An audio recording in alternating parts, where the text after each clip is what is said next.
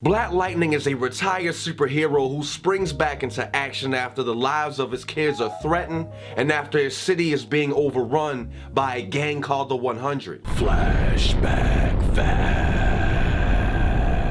According to Wikipedia, DC Comics' first black hero was supposed to be the Black Bomber, a white racist who would turn into a black superhero under stress, but he was canned because he would, quote, offend everyone. Later, Tony Isabella, a comics writer known for his work on Luke Cage, was asked to salvage the character, thus Black Lightning was born. The beginning of this show is similar to The Dark Knight Returns when an older Batman comes out of retirement to defend Gotham from villains old and new. It is also very similar to an older Beowulf who, after 50 years of peace, has to defend his kingdom against a dragon. During the day, Jefferson Pierce, aka Black Lightning, is a principal who has turned around Garfield High, making it a beacon of hope in the community. Even though he can manipulate electricity and raise test scores, Jefferson Pierce is not immune to being pulled over by the police for, quote unquote, fitting the description. There is no superpower to guard against being black in America.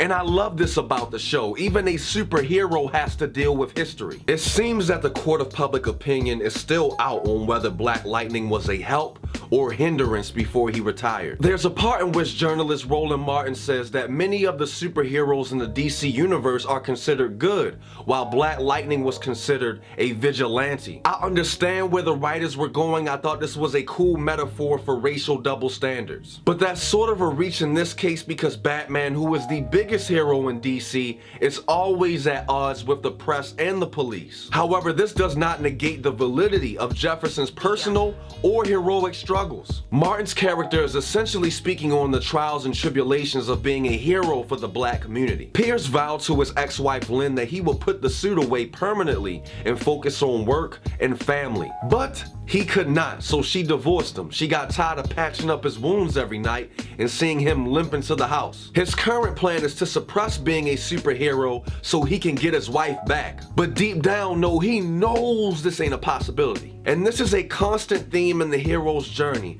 where in order for a super person to be fully self-actualized, he or she has to sacrifice something. Donning a mask comes with certain compromises that most cannot accept. Needless to say, the women in Black Lightning's life are vital. I won't spoil anything for you, but let's just say everyone in this family is gifted. Even though Lynn isn't around all the time, she's the glue to the family and brings a calming presence to the home. The Pierce daughters are everything to their parents. Jennifer is a student athlete at Garfield and Anissa is in medical school. They both have a wonderful and idealistic relationship with their mother and father. I wish me and my dad was like that. So, hey dad, you wanna go out and play catch or something? No. Absolutely nothing is off limits at the dinner table. Like a quote-unquote traditional American family, the dinner table was a place for them to discuss any and everything. Jefferson's presence looms large in their lives. Both daughters are trying to carve out their own path in life. But at some point, like we all do, we realize that we are more like our parents than we know. Peter Gamby is Black Lightning's longtime behind-the-scenes partner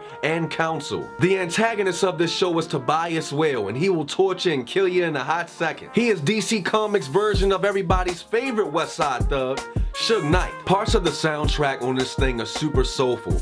Gil Scott-Heron, Isaac Hayes, Al Green, K-Dot, Nina Simone, Aretha Franklin. Unfortunately, there are some corny elements of this show, like how one of the main gangsters wears velour sweatsuits. Who dressed them? Some of the fight scenes that involve Black Lightning feel really goofy mechanically. They have that made for television feel. There's some overacting here and there, some over dramatization. Some of the dialogue is really cheesy. At times the dialogue is really heavy-handed with quotes from like MLK or Fannie Lou Hamer, and it feels like the writers were like, we know black history, you need to know black history, and you're going to know that we know black history. Now don't get me wrong, the information is great and it's needed, but it just came off like, here's a black history fact. Punk, I got you. And during a scene which entailed a hard conversation between Lynn and Anissa, there was a gospel song playing underneath. the main vocalist was belting out some praise, and it kind of gave off a soap opera-like feel. So at this point, I had the same internal conversation that I had with myself when I was watching Luke Cage for the first time, because I didn't know anything about Luke Cage. And so once I found out that Luke Cage is rooted in blaxploitation, and that the same writer who created Luke Cage also created Black Lightning, everything started to make sense, because the show in and of itself seems to be slightly created through that lens. Through it all, I enjoyed this show because of its refreshing story and its extremely relatable main characters. Just the concept alone of a superhero being a transcendent public school principal during the day is unique. He cares about everyone in the community, he's part of that community, he deals with their struggles, he just happens to have superpowers.